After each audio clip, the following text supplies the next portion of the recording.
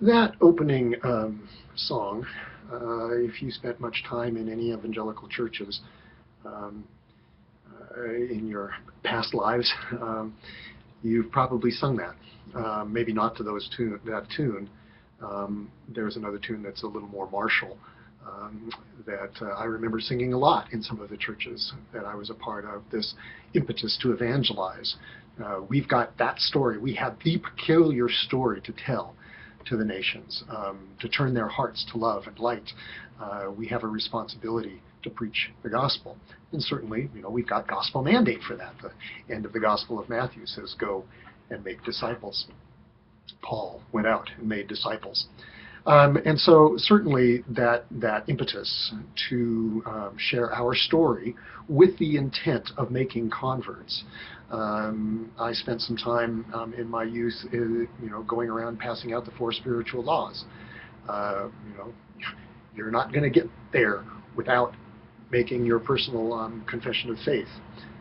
Campus Crusade, active on lots of campuses, now called Cru, um, had its foundation in those 4 spiritual laws with Bill Bright. So the impetus to go out and evangelize, to make converts, how many people have you saved today? That's a part of our Christian heritage. And some years ago, the Episcopal Church declared a decade of evangelism, and many Episcopalians shrieked in horror when they had to deal with the E word. That doesn't seem to be part of what we are about. But we have some impetus, some compulsion, some instruction to go out and share our faith, our religion. And so that is part of who we are. But we're now in a world that is much more compressed than it was when I was a kid. It was me, us Christians, and then the unchurched, people who didn't go to church, and we weren't sure about the Jews, but there wasn't much of anybody else around. And now the world is shrunk. As I say, it's compressed, and we are cheek by jowl with people of all kinds of religious views or no religious views. And so, what is our responsibility to them? And Prothero, as I mentioned in the last section on this, says that there are 8 rival religions that run the world. We are not the only ship in this harbor. And so what does that mean? What does that mean for us when we come into into our conversation with members of those other religions? I read a book a number of years ago, not necessarily a religious book, but it had to do with the changing demographics in the United States. It was called Confucius is My Neighbor. I actually now have neighbors across the street who are Japanese. They don't mix with anybody else in the neighborhood. They don't speak English very well.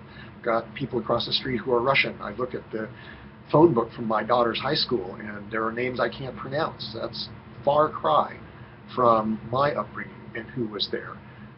So we are now in a different world, and our interactions with people who do not share our religious beliefs aren't simple.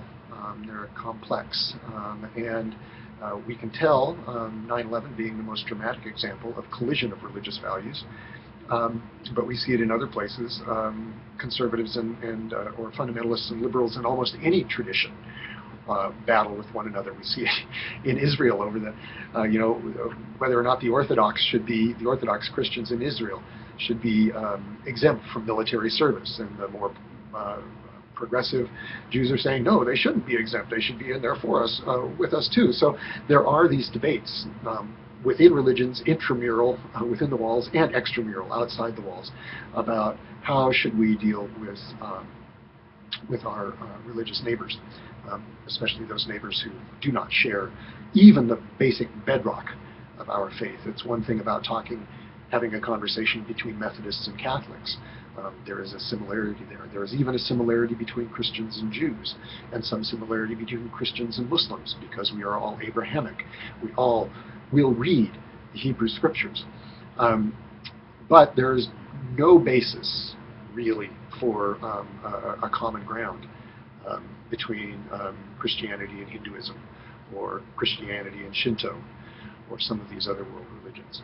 So how do we come into contact with them? How do we recognize, or can we recognize, that if there are 8 rival religions and they are addressing 8 different problems with 8 different solutions, how, if at all, do we privilege ours over against them? I would argue that those 8 different problems that Prothero outlines, in the language that we've been using in this course, are in some respects 8 different dreams, or if you're going to use that language for problems, maybe 8 different nightmares that we want to escape from.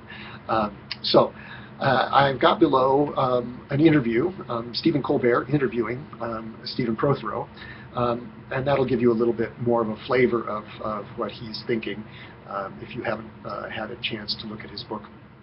And then below that is a link to a review of the book if you want to get a little more clarity about what comes out in a typical Stephen Colbert interview. You know, he gets at some stuff and doesn't give a whole lot of time for any depth.